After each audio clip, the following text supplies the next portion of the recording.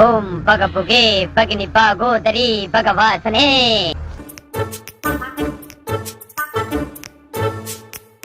ఎవడో ఎర్రిపప్పు వచ్చినాడు, ఎలాగైనా సరే వీని దగ్గర 1000 రూపాయలు కొట్టేయాలి ఈరోజు.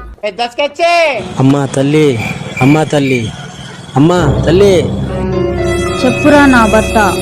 అమ్మా తల్లి, నేను నీ భక్తుని తల్లి, బట్టని కాదు. అయ్యో, నా మొగుని పిలిచి అలవాటైంది. సరే భక్త, ఏమిటో నీ బాధలు చెప్పు.